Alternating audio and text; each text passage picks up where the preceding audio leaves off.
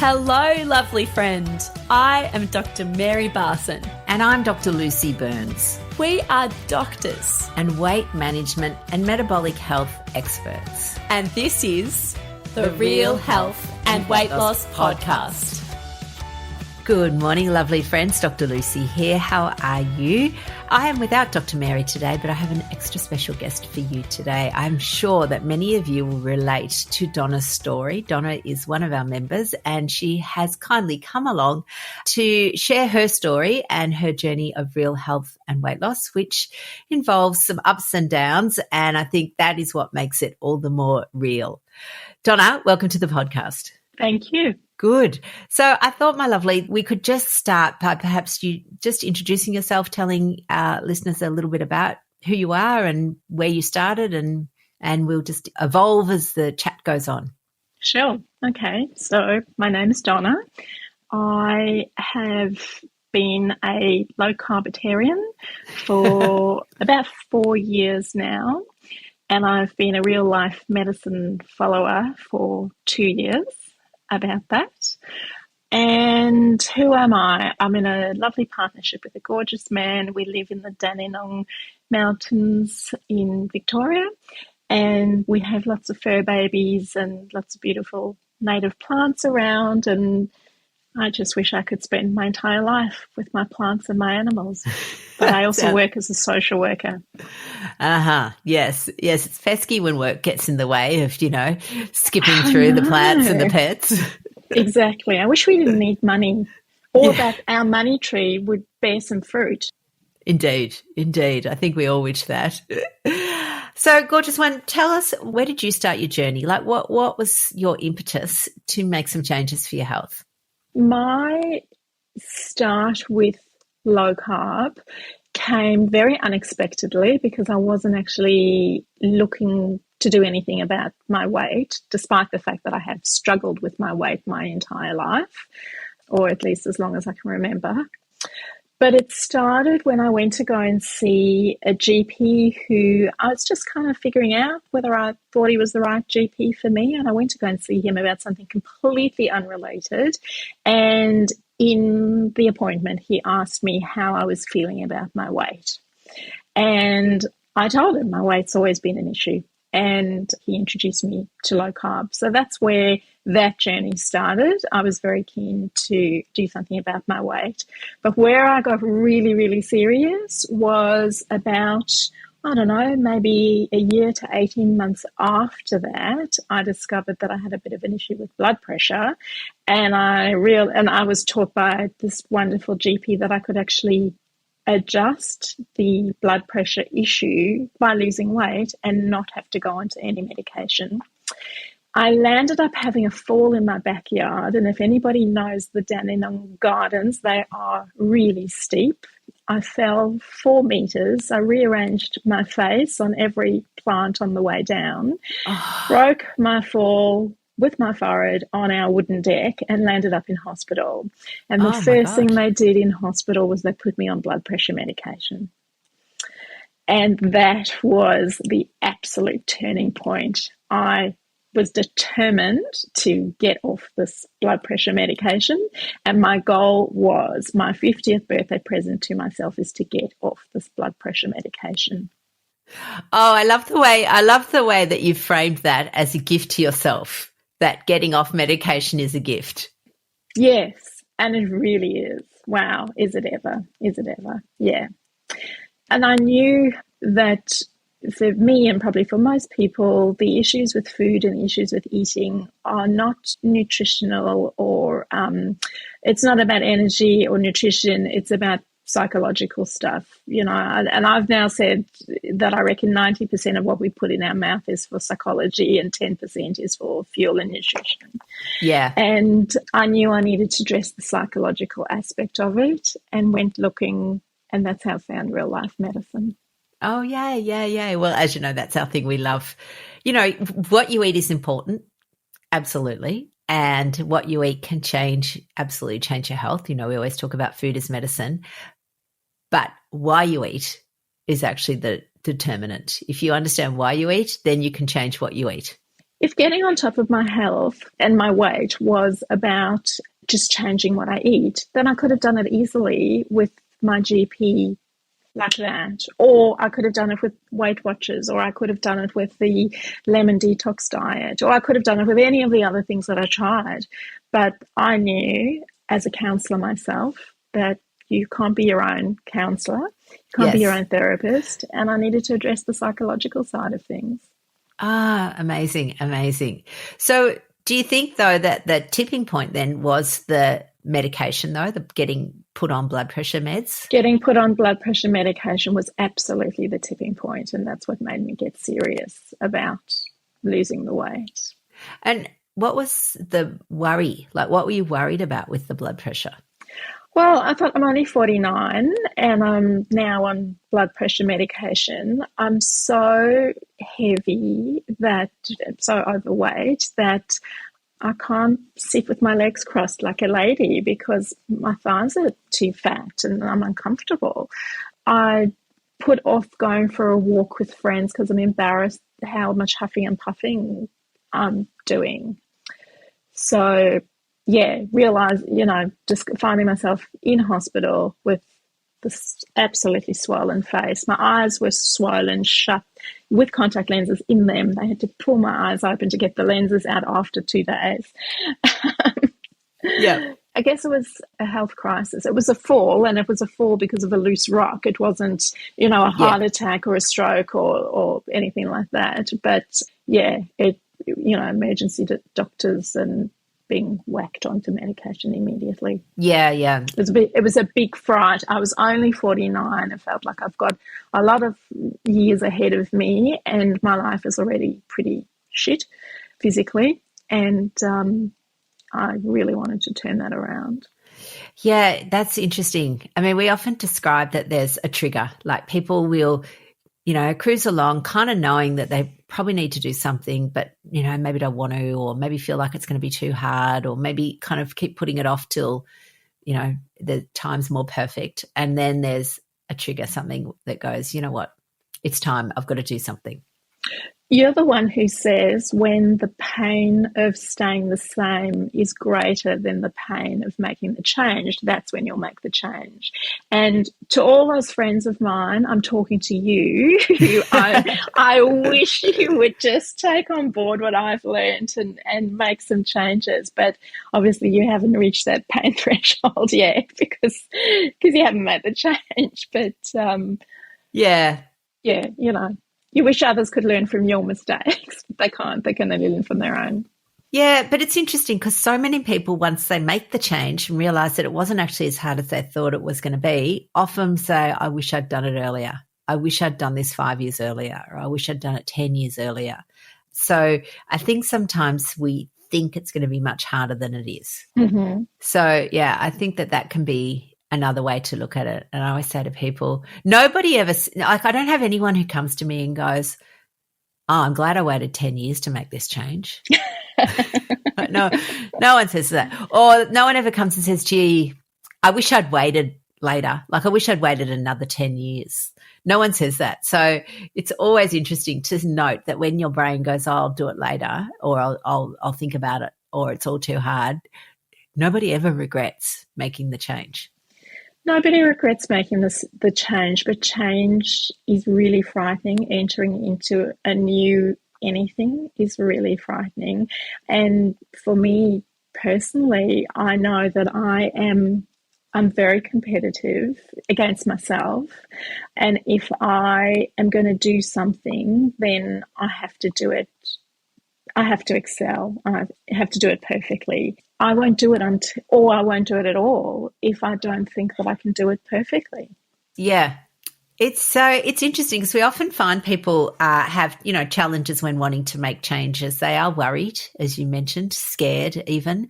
It feels particularly, and you sound a lot like me, Donna, the lemon water diet, the soup diet, the cabbage diet, Weight Watchers, Pritikin, Israeli Army diet was my first one, then Scarsdale, all of those. And it just feels like you're just going to do another diet and fail again. I suppose being a counsellor, having had been in the industry for nearly 30 years when I started.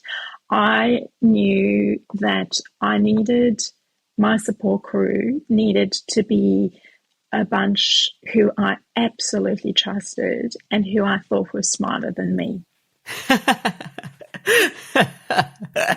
But who were not going to preach at me or dictate anything to me, and who would respect me. And geez, I've hit the jackpot. Oh, aren't you gorgeous? Thank you. I did actually, start this journey with a different group helping me, and I worked out pretty quickly that no, you're not the right group for me. And it's for those reasons that I think it was that you guys have got the simple background of good old-fashioned GP, but also women who had struggled. So, yeah, the challenge, I think that was the greatest challenge for me. The challenge for me was I am a counsellor and I see through everybody's bullshit, and I needed people who could see through me but who would not be the superior professionals. Yeah, that was my biggest challenge, that I needed the right coaches, and you and Mary have been unbelievable in that regard. Oh, thank you. Thank you. And I think you're right. Look, I'm a bit the same.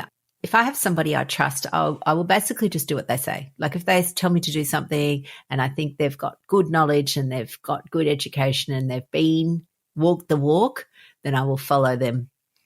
But if there's somebody who tries to boss you around and you don't trust them, I just run away. So. I think there was a bit of an epiphany. I can't remember when it was the first time that I heard it, whether it was on a podcast or whether it was in a Zoom when I did my first round of the 12-week mind-body rebalance. But it was you who talked about going to the petrol station and having sneaky chocolates in your car and hiding the wrappers. And it's like, oh my God, this gorgeous woman with such an unbelievable head on her shoulders and a medical degree, and that's not easy to get, and raise a family and be a woman. She hides chocolates. She stuffs chocolates down her gob and then hides the wrappers. Or she fishes things out of the bin. And like, I'd be mortified to admit any of that. Used to be mortified to admit that kind of stuff to anybody. And here you are saying that you've done it. And I've since heard you say it many times. Not that you're bragging about it, but just that, it's not something that accidentally popped out of your mouth in a safe space once upon a time. There's all the science behind what you guys deliver in real life medicine, but then there's also just this absolute down-to-earthness of real people who get some of the real stuff. And I still to this day call the petrol station Lucy's dealer, because if there's one thing that I have not been able to master, it's avoiding a bag of chips or a chocolate at the petrol station. Well, I think it's there's power in vulnerability in recognizing that, because one of our other favorite sayings is that shame hates the sunlight. So when we keep things like that sort of behavior that feels a little shameful, it feels like it's, my old self would have said, oh, it's weak, it's hopeless, don't tell anyone, just scoff them and quickly and don't get caught. That then becomes a self-perpetuating powerful story that certainly doesn't help me, doesn't help anybody else. And when we share stories like that sort of thing, it normalizes it so that people can feel safe to ask for help for it, rather than feeling like you have to hide or you have to not tell anyone or you have to solve it yourself. So, yeah, I think it's hard. And we just did a podcast on clothes shopping, Mary and I, and we're talking about how even still, there is some deep-seated stories around you have to be thin to be able to talk to people about losing weight, that who are we to help people with weight management and health if we're not aesthetically perfect? And then the counter story that runs parallel to that is we are exactly the right people to do that because we know what it's like. We don't have, blessed genetics where, you're born lean and you don't really have to work that hard, or you do a little bit of work and you go from looking, average to some sort of supermodel. We don't have that. So therefore, I kind of think, there should be more people who hopefully share their stories, talk about the fact that they're not aesthetically perfect, but still have skills to teach, and that people can look after themselves in a beautiful, nurturing way. And it doesn't have to be hard, punishing, or play into that whole guilt and shame cycle that we've all, fallen into from years of dieting. Mm-hmm. I was raised on grilled chicken breast with a squeeze of lemon juice. As soon as I was earning my own money, my first job was a waitress at a pizzeria. As soon as I was earning my own money, I was buying my own food because food at home was so unsatisfactory and so boring. But my mother's entire sense of value is wrapped up in how she looks. And she's just turned 80 and it's still that. Yes. And so that's who raised me. That's the woman who raised me. That's the mirror to myself in my younger years. And I talked a bit earlier about that competitiveness in me, and if I can't do it perfectly, then I won't do it at all. My mother is very petite and very small. She's short and she's petite. And I've got my dad's bone structure, and I'm not particularly tall, but I'm much taller. I'm only 5'3" and I'm much taller than my mother. So you can imagine how tiny she is. And so there's a part of me that, if I can never be as dainty and petite and beautiful as she is, then why should I even bother to be thin? And besides, eating a tub of ice cream is much more fun than dieting anyway. So that was my life for a long time. Yeah. It's tricky. My mum is from a similar vintage, and I think, again, they were modelled dieting, smallness, slimness. When you think about it, 80 years ago, women weren't working like we were. Their whole persona was wrapped up in, attracting a husband who would take care of them, and they would be small and tiny, as you said, dainty, needing, fragile somewhat, to be cared for by the very strong man of the house. Mm-hmm. And so then, we're in the generation where that's changed, and it was sort of tricky because I think in our, my teens, same thing. And now that I'm in my 50s, I'm like, I can't believe that I thought that I thought being small, like petite, was something to aim for. Do you know I used to squish my feet into shoes that were too small because I was embarrassed about the size of my foot? So for decades, I wore size 8.5 shoe. I'm a 9.5 or a 10. Oh. And my poor feet. Yeah, because it felt, bad to have big feet when really they're just your bones. We're so silly about how we think these things because my 5'3", like you've got bigger feet than me because you've got longer limbs than me, and that makes you taller than me. And my 5'3" frame is envious of your frame because you're so lovely and tall. And it's never occurred to me that you would have any body issues, particularly about the size of your feet, because you're lucky because you're tall. And everybody thinks someone else is lucky or has it better than us. But yeah. Fascinating, isn't that? No, I had lots because I was always called big. Oh, you're a big girl. Oh, you're a big girl. And of course, big was also a euphemism for fat. So my brain forever just thought I was fat. But anyway, I guess, it's unpacking these stories and recognizing them, unpacking them, changing them is then the key. So, well, yeah. Yeah. I like to say we've all got baggage, but it just depends on how neatly our baggage is packed. Indeed. So you need to unpack the stories and then repack it so it's a neater presentation that you've got a better grip of grip over than the chaos or the rubbish the stories were before. Yeah. Yeah. So, Donna, tell us about your health now. Where are you now?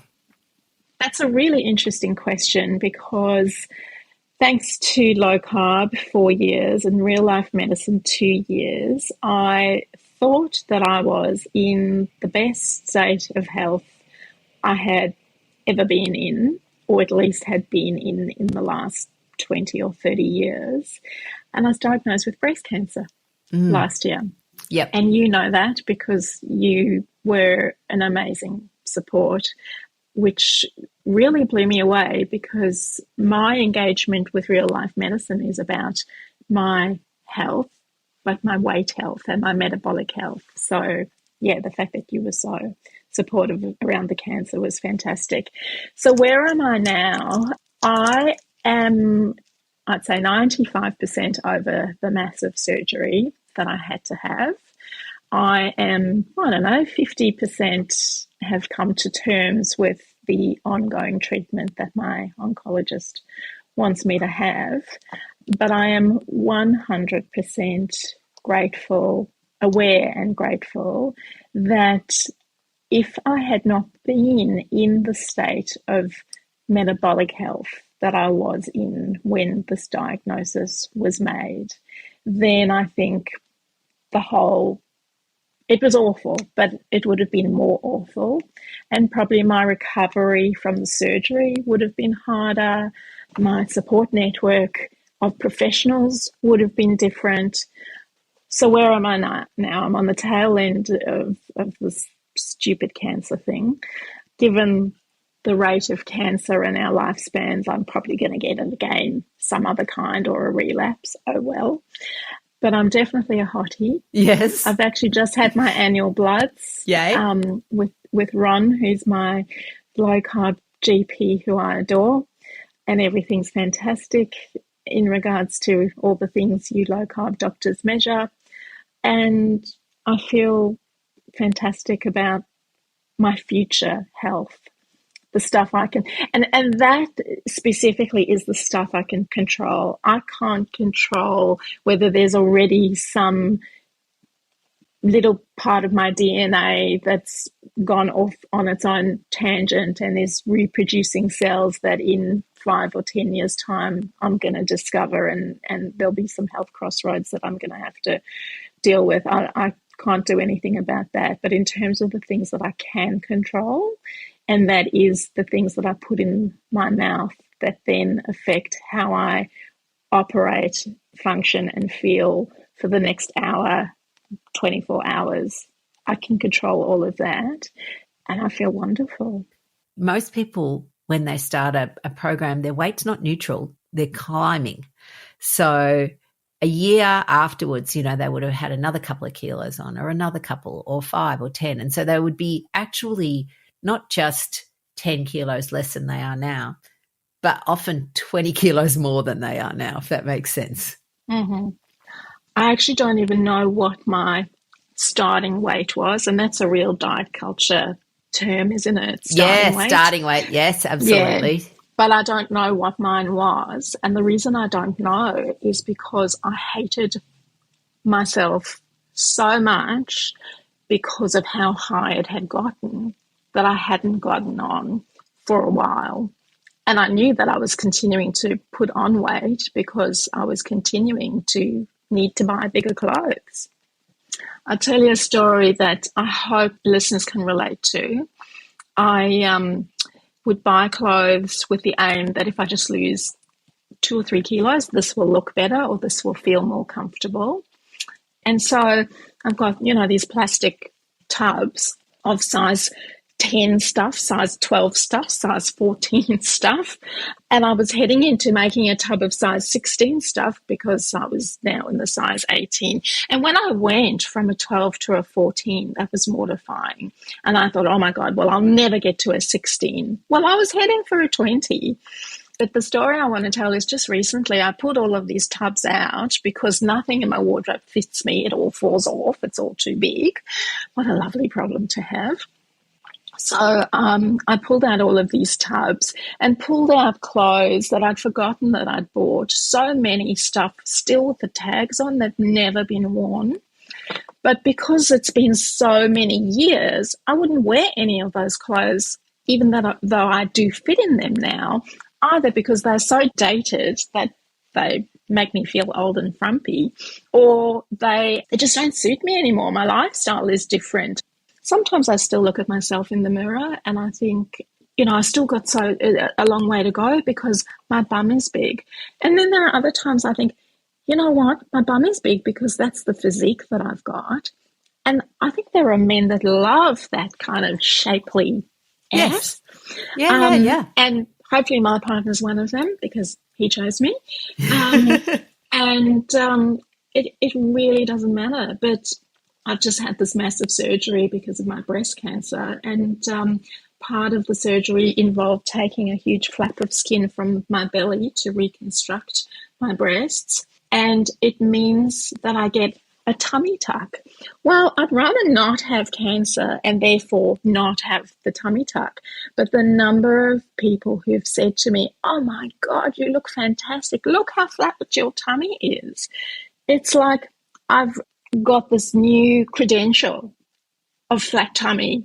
Most women in their 50s, unless they have a very athletic build, are not going to have a flat tummy, especially if they have carried babies in their uterus. They are not going to have a flat tummy. So stop telling me that I am now worthy. Stop. You're not telling me I'm worthy, but you're saying to me, I look fantastic. The subtext of that is you're a better person now because you've got a flat tummy. You know what? I've got a flat tummy, but I've also got some massive scars. I've also got some horrible nerve damage. And I had to deal with cancer and spend 6 weeks on my back because I was so sore. It's like, no, the flat tummy is not a good thing. And then I put on a pair of jeans and I love my flat tummy. Again, it is so. It's that little bit that we're stuck in, aren't we? We're stuck in, you and I, women of our generation, are stuck in that conditioning that flat tummies are to be, something to aspire to. If you've got one, you're better than someone who doesn't have one. If you don't have one, then you're not as good as someone who does. And then while our intellectual brain knows that that's rubbish and not true, our conditioned brain goes, oh, could be a little bit true, which is what Mary and I were, dealing with when we went shopping with the clothes shopping. And so, again, it just comes back to that thing where we go, healthy on the inside, hotties. That is the aim, because at the end of the day, if you have a flat tummy but you've got breast cancer, well, it's not, as you said, you'd rather not have your flat tummy and not have had to deal with breast cancer. Like, it's not a good trade-off. It's interesting still, just that navigating that little space. Mm-hmm. Those messages are so entrenched in our brains. And for the most part, people are walking around having no idea what the stories in their head are. And I'm really, really grateful that I found a tribe that I felt safe enough to explore and unpack and get on top of some of those stories and repack my baggage. Yeah, absolutely. All right, my gorgeous one. Well, thank you so much for sharing your story. And I think that anybody, cancer is, as they say, cancer is a bugger. It is unfortunately prevalent. It's devastating. It's hard. The treatment is hard. But if we can, the way I like to think about your case, for example, is that you were like an athlete in training, not realizing that the event you were training for was a cancer diagnosis. If you hadn't done that training, the way you would have navigated that event would have been much more different. That's a wonderful way. There's a Lucy metaphor. I the can't newest help it. Lucy metaphor. No, it's great. I use metaphors in my counselling all the time. Maybe that's why I relate to you so much. Yeah, spot on. And I think that's with anything in life, that you think that you're planting a tree because you need the shade, and then you discover that it attracts the birds and you become a bird lover. Yeah. And you had no idea you were a bird lover until the tree attracted the birds. And that's what I think overall health is about. And yeah, totally. I couldn't be happier. I couldn't be happier with my health at the moment. Well, darling, I'm just happy that the large chunk of your cancer treatment is over and done with, that you've blitzing your way through it, that you set yourself up in the best possible way, not knowing what was around the corner, but managing it, and that you go on to have decades of a long and happy life. Thank you so much. Lots of love to you. Mwah, mwah. All right, gorgeous listeners, that's it from us today. Thank you so much for joining us, and I will catch you next week. Take care, lovelies. The information shared on the Real Health and Weight Loss podcast, including show notes and links, provides general information only.